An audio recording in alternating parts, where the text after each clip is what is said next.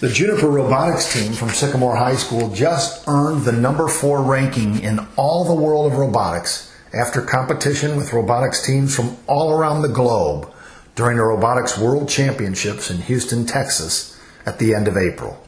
It was the second year in a row qualifying for the World Championship of Robotics for the Juniper Robotics team. It's a team made up of 17 Sycamore High School students. Hello everybody, I'm Chuck Gibson, and this is another special presentation of Loveland Beacon Talks. It is my pleasure to welcome 3 members of the team, senior Noah Robinson and sophomores Vivan Shah and Sophie Hess, along with Coach Sean Chan and faculty advisor Kim Jarvis, joining us to talk robotics. Now, here they are. So welcome, Juniper Robotics team from Sycamore High School, joining me here on Loveland Beacon Talks. And running around the table as we record this, I have Coach Sean Chan. Thanks for being here. Sure. And then we have a group of the robotics team, the students from Sycamore High School. Noah Robinson, who's the senior of the group. And then Vivan Shah and Sophie Hess, both sophomore students here and part of the Juniper Robotics team with us. And I would be remiss if I didn't mention Kim Jarvis, who is essentially the faculty advisor. So thank you all for joining us today. And congratulations, Coach, on a great season. And of course, members of the team. I know you've got, 10 or 11 other team members? Yep, 15 total. 15 total. Well, 3 of you are with us. Thank you for joining us. And congratulations to all of your teammates as well for the achievements of the year. But, Coach, tell me a little bit about, the 2023-2024 Juniper Robotics and what this season's been like and just what has happened as you wrapped it up.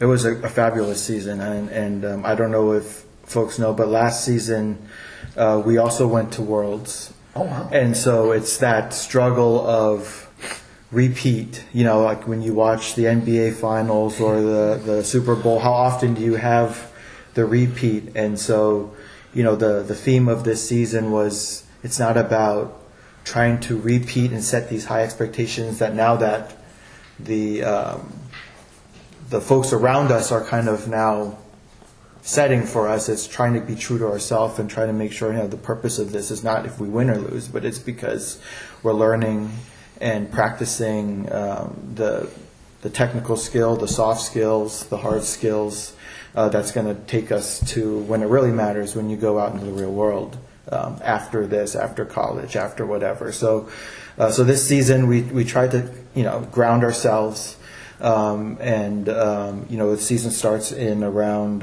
August. That's when they release the new challenge. So every year there's a new kind of challenge that's set, so everyone has to rebuild their robot from scratch. It's not like it's repeated. And you don't get to perfect last season's robot. You're coming in, you guys all come in fresh ideas and fresh new build for whatever the challenges are. Definitely certain skills are reapplied, so then you get to keep practicing it, but then the actual challenge and how to solve a problem is all new. And so build season is usually from August to December, and then in January is kind of when the tournament starts. So it usually starts with qualifying tournaments, and from the qualifying tournaments you try to obviously qualify for the state tournament, and then once you hit the state tournament sometime in March, then you go to the world tournament in April. So this season we signed up for 3 tournaments in the state, one in January, there was another in February, and then the last one was kind of, I think, early March or something. So try to space them out for the kids as much as I can so that we can get different iterations or things in between each tournament. So this season we've got, I don't know how many unofficial versions we have, but the official versions we have like a V1 and a V2. And then V2 is what we took to our last qualifying tournament, and then went into the state tournament with it, and then went to Worlds with that one. So now, and you know what? Coach was looking at you, Noah. I thought he was getting ready to say, Noah, what was that again? But so since you're the senior, I'm going to kind of start with you. And again, in the introduction, I mentioned, so you just completed the season at the Worlds in Houston, Texas, with teams from all over the world. Getting there, which I did not know this was a repeat visit. Or a return to the Worlds for you. That's, even, as Coach said, that's an incredible achievement, just getting back. So I don't know, what are the expectations for next year? But to ask you a question, Noah. Yeah. So what got you there is winning state. Yes, it did, yeah. Compared to last year, we got to the World Tournament through a award from the judges. It's called the Inspire Award. It's kind of like a best-in-class type of award where you score so high in all these categories and also have great robot performance in the competition that you're just rated the best in that tournament and you get to qualify to that next competition. But this year, there is a limit on teams. Are pretty much, there's never been a repeat Inspire Award winner year after year. I see.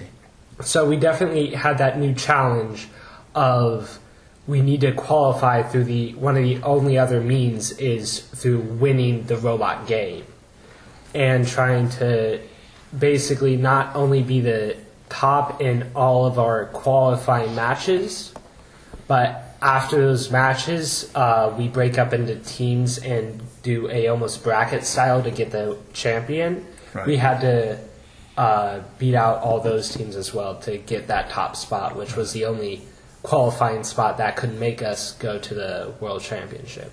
Wow. So that was a whole different animal for you this year. What was it? What's it like? He talked a little bit about the expectations and everything, and obviously the support. Again, I said, you've got faculty advisor Kim Jarvis sitting over there, and that's got to mean a lot too, to have the kind of support from faculty and staff, certainly from Coach Chan. But going back to August, because Coach Chan mentioned, you begin building. So you guys get, how does that work? Do you get information? The coach shares the information that they get from the organization that says this is going to be the challenge this year. Yeah, so I think this year it was September 9th when they released the challenge. It was teams everywhere do their own celebrations for the beginning of the season. We did something similar where we all sat down and they released a YouTube video that's like 2 minutes long, and it introduces almost the entire competition or the entire game for that season. And yeah, that was a very exciting time, especially with how this season is so much more different than what we saw last season. Right. Like it introduced a whole new way of thinking about it instead of going a more vertical movement based last season. Now it's a lot more moving across that field, moving across the game field and doing it quickly. So it really it was exciting, but also introduced a really brand new challenge. Excellent. Well, and I said you're the senior, or one of the seniors. There's more than one senior on the team. 4 seniors. 4 seniors. Very good. So one of 4. Noah, how long have you been involved with the robotics? When did it start for you? The first program has several different branches, starting with a competition style called FLL. It stands for First Lego League. Right. I got introduced to the whole robotics program then at around, I couldn't tell you, maybe like 5th grade. Wow. When I joined my first Lego Robotics team. Yeah. Much smaller robots, way less complicated from what I'm doing now, but it still kind of introduced me to that and set me up so that when I entered my 8th grade year, I joined my first FTC team, or First Tech Challenge team. That's what we're doing now.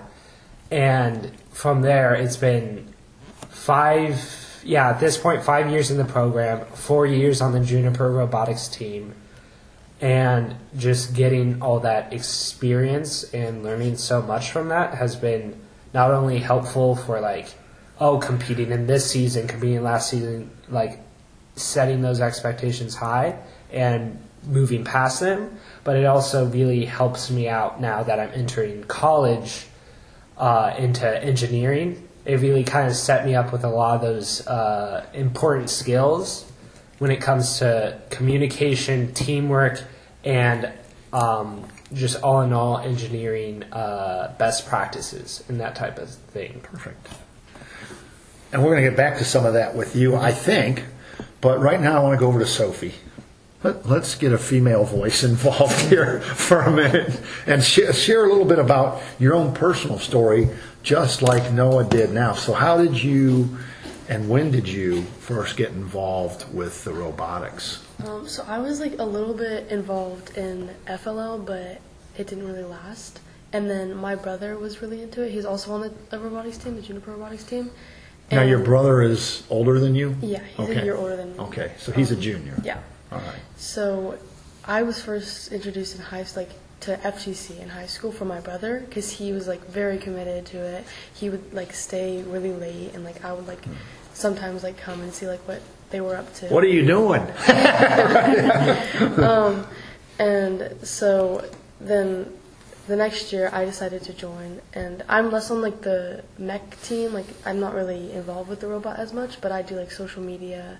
Oh, cool. And Yeah. I've been working on the website this year. Well, that's, I'm glad you said that because that's I hadn't even thought of that. And that's a neat little aspect. So what do you do in terms of the social media and maybe, I guess, getting the story out about the Juniper Robotics team? Yes? Or you tell me. So Tell the listeners. last year, the robotics team didn't really have any social media presence. So this year we decided that we wanted to create a schedule for how many times we want to post, what platforms we want to use, and just how what type of posts we want to do. So currently we've been using Instagram the most. Okay. And so we've been trying to get about one post a week. Yeah. Just updates on the robot, competitions, and just fun things we've been doing. So it's an Instagram account. Yeah. So how do people follow the Juniper Robotics on Instagram? You can look us up. We also have it linked on the website. Okay. Which is the website is the school website, or We have our own website. and it is called, or It's- now I'm putting you on the spot here, Sophie. I'm sorry. From memory. Who's got the website address, Coach? It's a long website. It's one of the free ones. So Oh, I it's not gotcha. really friendly like JuniperRobotics.com. No, it's not like that. It's off of Wix site. I got you. It's a Wix site. Yeah, but it's what's a our website. Instagram handle? I think it's just Juniper Robotics. I don't know if there's a number. Well, listeners, you can find Juniper Robotics. Just Google search Juniper Robotics, and maybe you might even have to add Sycamore High School. Yeah. And doggone close to world champions, 4th in the world at the end. What did that mean to you to see the team and be part of the team having that kind of success, Sophie? It was kind of a new experience for me because I haven't really been in many clubs. Yeah. So going to Worlds, being on the team, it was a different experience than what I'm usually used to. Yeah. And winning it is just kind of crazy. Yeah. So So close. So, Mrs. Jarvis. now we're going to stick with the female voice for a minute. I mean, so what got you involved with, kind of facilitating and being the faculty advisor with the robotics program, and how long have you been doing it now? Oh. Uh-oh. A couple of years anyway. Yeah, at least 10 plus years. No kidding.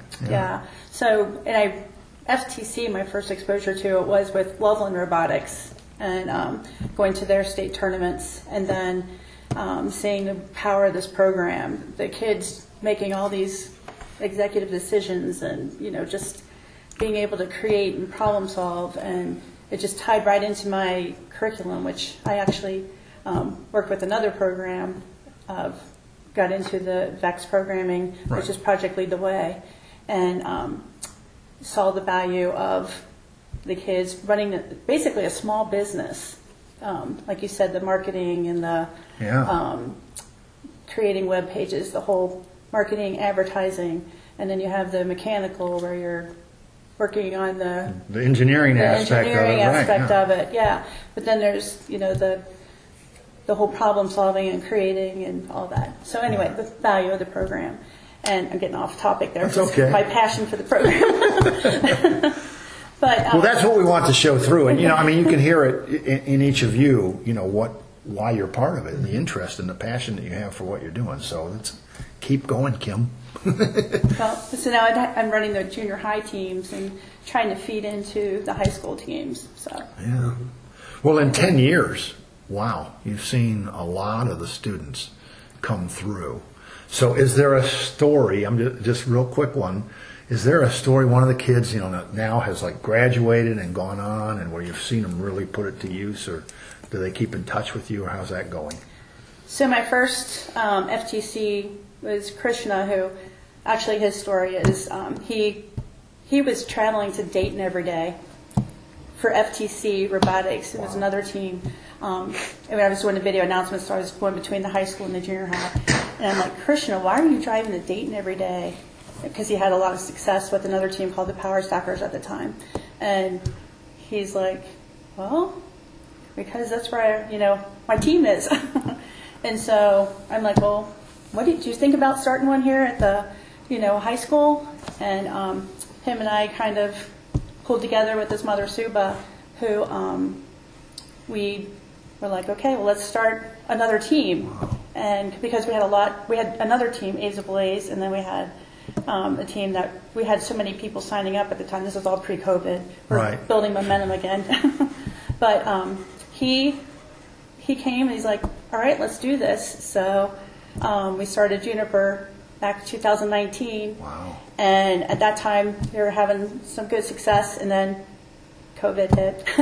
Ouch, yeah. Yeah. Slowed it a little bit. Yeah, slowed it down. Seniors graduate, the rest of that year was gone. And then Suba had this great idea, like, Sean Chan, he's going to take on some responsibility. And I had to dedicate my time to the junior high because they wouldn't let us travel between buildings because of the COVID. Right. So Yeah. I kind of worked a little bit, but Sean took it and ran with it and recruited some kids and more kids and just... In a couple of words, what does it mean to you to see the success of this? Yeah, folks. If you didn't see that, her, she did the mind-blowing hands spreading apart, and you might have heard the sound effect. But it's been an amazing explosion of success. Yes. Yeah, it has, and it's not. And I gave a lot of accolades to Sean Chan, which he deserves. But the kids are putting the time into this. They're dedicated. They won't go home at night. They won't let us go home. You guys are eating dinner, right? For the most part.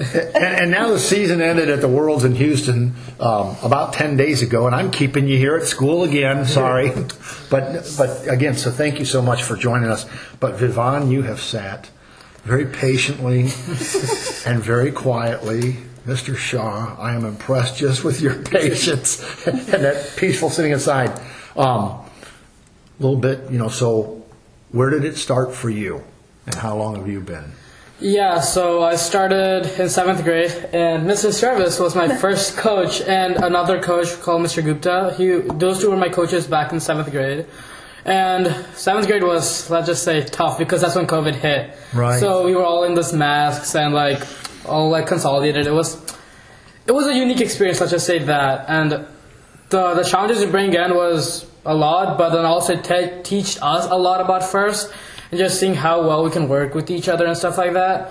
I remember 7th grade was my first year, and I was this shy kid back then. And first kind of made me open up really, because that's where I shared my interest with other people, and it just makes you talk to people a lot more. So then in high school, I applied to robotics, and then I got accepted into Juniper Robotics, which was last year. And that also opened up a lot of things. And Coach Chan, he mentored me a lot. He taught me a lot of ways to improve my soft skills, not only my robot skills, but how to communicate with the team, how to help the team, how to share ideas, and how to not be too aggressive about things and stuff like that. Just went from shy to too aggressive. Yes. You've had your hands full with this young man. Passion. You can tell. Yeah. So then last year was first year we went to Worlds. That was kind of surprising because in 7th and 8th grade I never went to States in the first place. So going to Worlds was like a big thing for me. Right. I was just like surprised at what happened last year and like what happened to me. This year I improved on, got better at I'm a programmer on this team. Got better at programming and really felt like... Well, why do you think you got better? I think it's just because, first of all, there's a new coach that joined our team called Coach Hess. He's like a software engineer in the industry, yeah. And he taught us a lot of good concepts about software. Not like how to write commands in the prompt, but more like how to structure your code, how to organize your code, how to design your code. Yeah. Just like all the things revolving around the code, he taught us all of that. And we just met a lot of industry professionals, like... I think 2 or 3 weeks before Worlds, we met with like this data analyst, I think, from PNG, and he taught us a lot about how to analyze the data. So this happened because we had color sensors on a robot, and we had to detect like a color of like an object inside the robot, which we cannot see. So we were not finding much success with it when we were originally doing it with our own ways. But that data analyst really helped us gather the information, use the information, and upload into sheets and just a lot of things like that, which really helped us get better at what we do here. Yeah. Go ahead. I just wanted to add that most of this is self-driven, and there's team-driven, like the learning that they come up to a problem and they come to the mentors, or I know the mentors help out as well, but it's like a collaborative effort between professionals and the students, and they're seeking assistance. How do I drive my learning beyond where we're in class to out here where it helps me succeed as a team? Yeah. So team collaborative effort. Which brings us to you for a minute, Coach. Yes. Watching the growth. I mean, each one of them has shared, how they've grown in the program, what they've learned from it. And the passion that they gain, with Noah talking about, we're going to get back to you some more to talk a little bit about, where you're taking it to the college level. But what's that like to see them grow within the program, and what kind of challenges do you face when they come to you and say, how do I get to the next level, or whatever it might be? I think the growth is why I do this, right? I think originally, I was doing it because I like robotics in general, and I don't really get to do much at work, so I found another way to scratch my itch, so to speak. And then I think starting to see these kids after, I've had some like Noah, for example, for 4 years, and just seeing where he was and where he became, it's just like, okay, wow, like that's a different level of impact that I wouldn't have been able to make in my day-to-day work. My day-to-day work, the impact is a different style of impact, right? Versus this type is actually helping people grow in a different capacity. So I think that's kind of what I've realized. So I didn't go in thinking that I was doing it for this. It kind of became kind of an after effect. After 2 or 3 years, I started to see this, and things that I work with. I think every year I try to. It's like I kind of, to your point of when kids come and ask me like, well, what can I do next, or what's the next level of growth? I think the way that I approach it is every season, and even there's different points of the season that I just change things up completely, because how do I structure the team, structure the work, restructure it so that it enables others to grow. Sure. And try new things, because one thing I tell the kids a lot is if they keep doing the same thing over and over again, you're not really learning as much. So then what I'll do is, whether they like it or not, sometimes I'll switch things around. And try to let them do different things or have different roles on the team, which will build different skills. I was going to say, I'm a baseball guy, so you got Noah in left field, and then like all of a sudden he's playing second base, or something. But you move him around the positions on the Juniper Robotics team to do different things, to solve different problems, to come up with different ideas. I told you, Noah, we were going to get back to you. So I think it's awesome. So this has lent itself very well to you pursuing the engineering. So, like, which came first, the chicken or the egg? So, I mean, did you have an interest in engineering and this helped you use it and grow it? Or did this really influence your love of engineering? I did enter knowing that, oh, hey, I want to become an engineer. But at that point, when I say engineer, that's all that existed. There was no industrial engineer, chemical engineering, mechanical. I did not know any of that. I was just like, hey, engineer, that sounds fun. It's what my dad does. I build Legos. They say it's kind of like Legos. I want to be an engineer.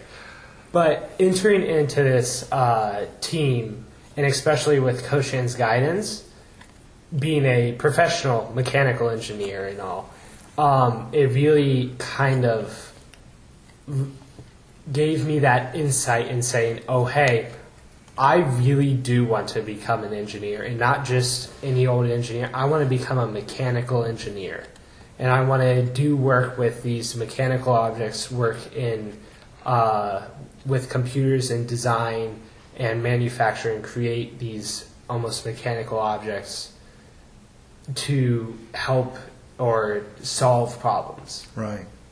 Excellent. So we're going to run out of time here in just a couple of minutes, but I really want to get back to Houston.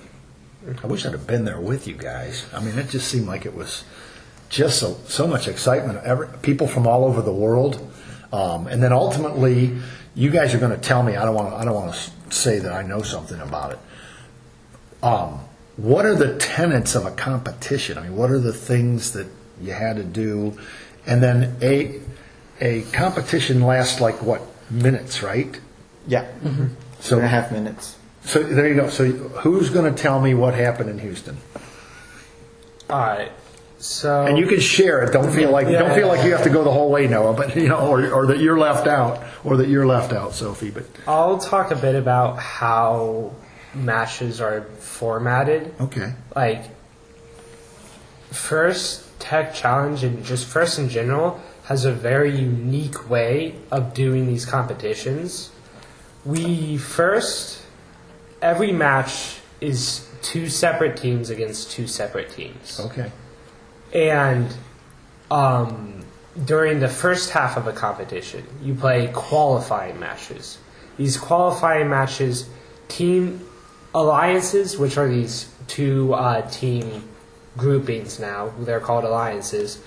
They're randomly created, randomly scheduled in matches, so that every match you're playing with another team and against 2 other teams for like 36 of these matches. Wow.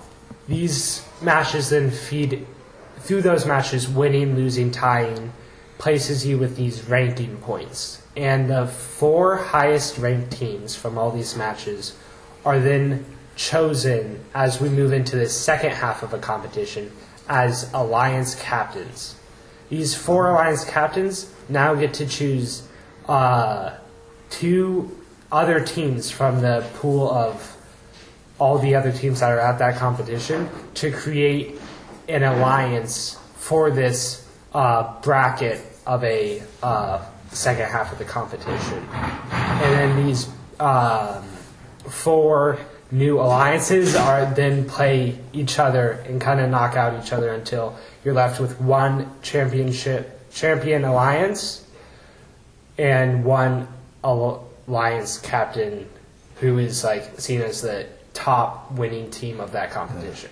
So the beginning part of that, you're fighting to be one of the 4 alliance captains. One of the top 4 alliance captains. And so for our listeners, what did Juniper Robotics, did you get that at the Worlds?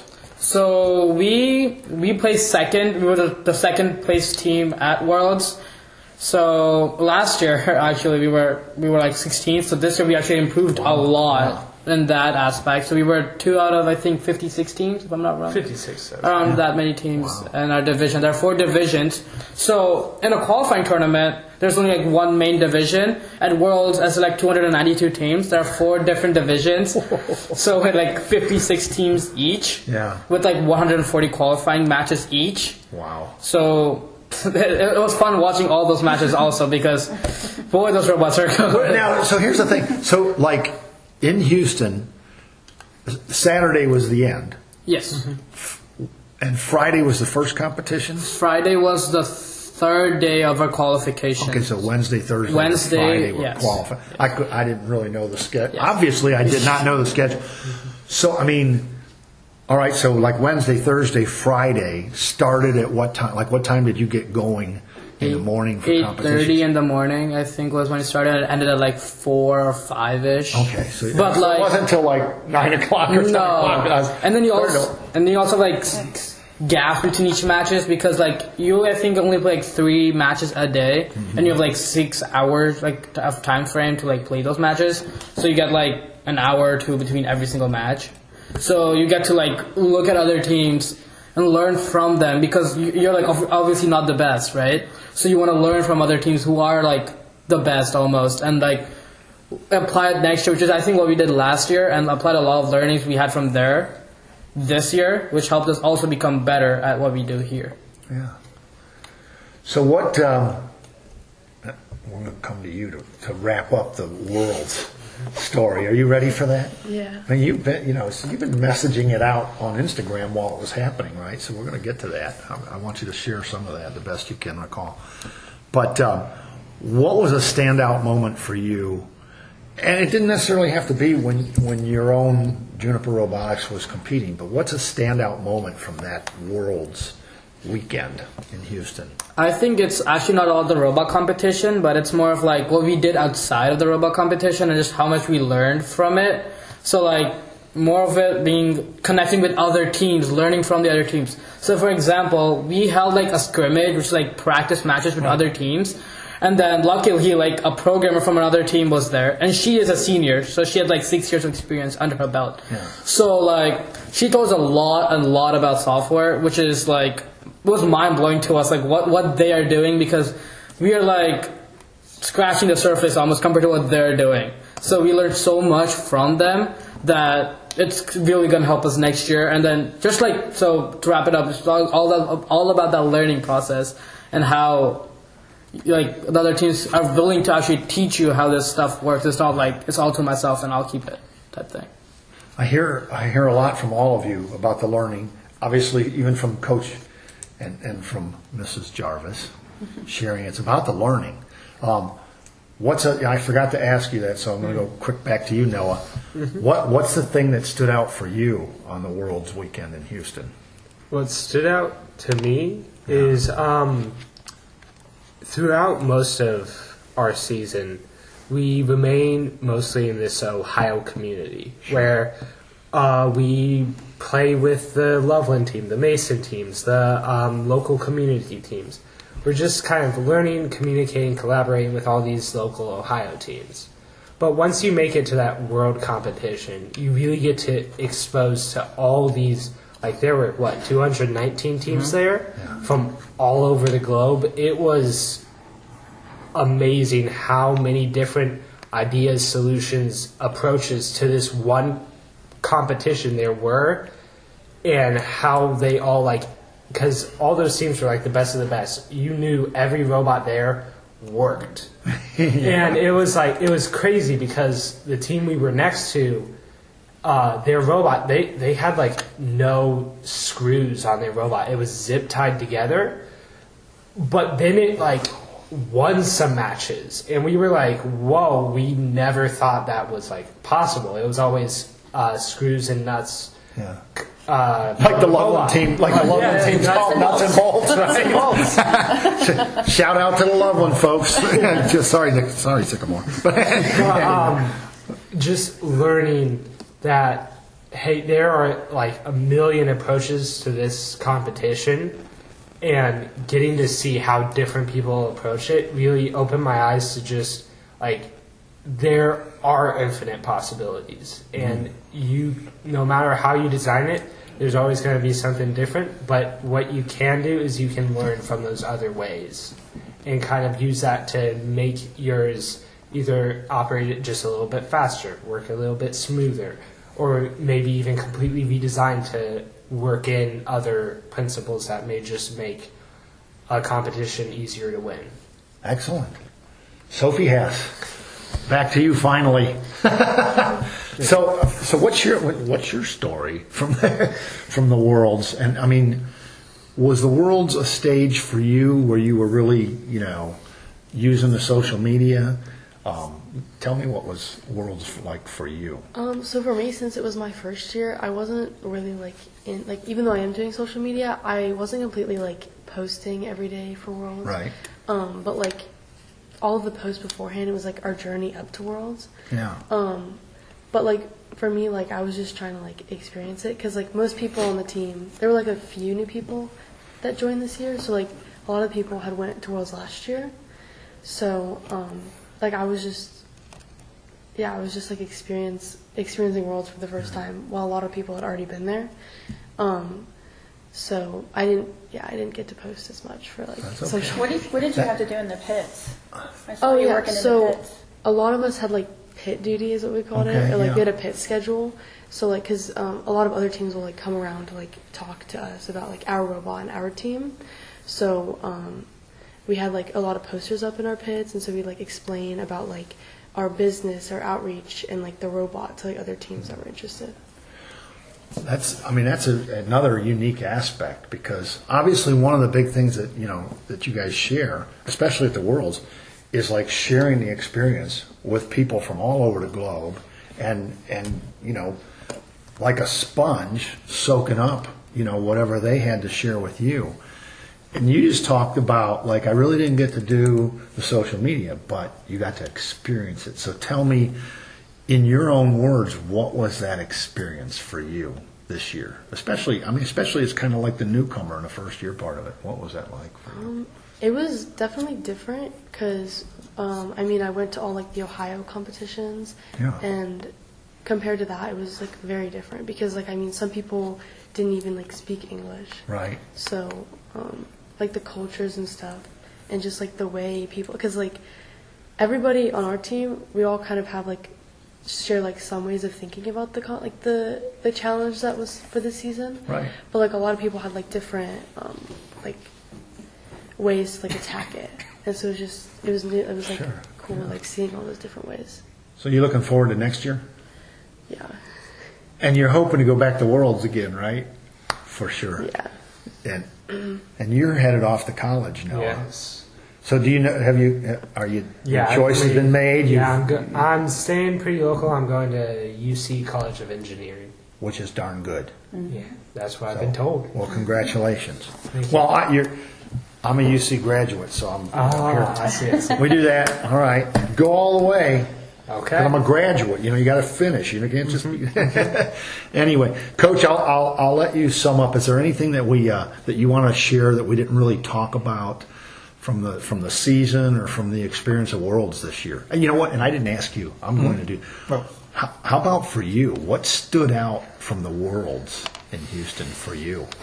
His eyes get wide open. He's I think what I thought was cool versus last year was people actually were following us. So with Sophie's efforts on social media and what we've been posting on our YouTube channels, we posted some videos of our robot, either in competition or functionality, just to kind of explain.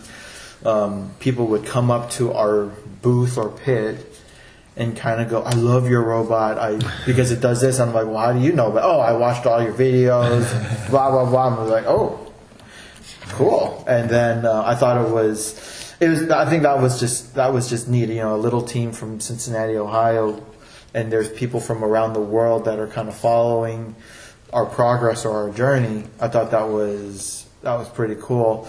And then, even at the end of the tournament, what people do is they start, in a sports situation, like soccer or something, people will trade jerseys or something. But So they were asking for our. You guys gave away zip ties. I mean nuts and bolts. But they were asking for our trading our team shirts.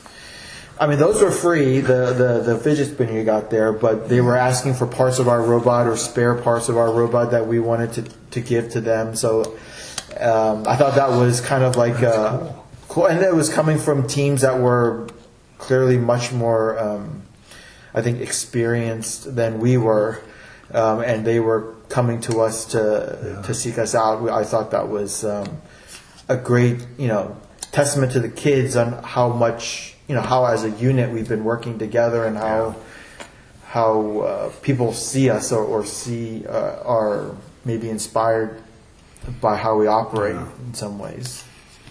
Well, learning and collaboration, two huge words from what you all do with the robotics program. We're out of time. Believe it or not. In fact, I think we went past, but that's okay. I won't tell if you won't. Thank you, Coach Chan. Thank you, Chuck. It's my pleasure. And Kim Jarvis, thank you for joining us, especially kicking in some ideas and thoughts on it. Much appreciated. You're welcome. And to our senior Noah. Thanks for having me. No, it was my pleasure. And listen, best of luck to you at the University of Cincinnati. I already said I'm a UC graduate, so I'm happy to see you going there. It is an excellent engineering school for sure. Might not be Purdue, but it's, that's somebody would say that, not me. Vivon, thank you. Thank you for having me. Your passion is great. Keep it going. You'll be back next year to do it Yes, again. sir.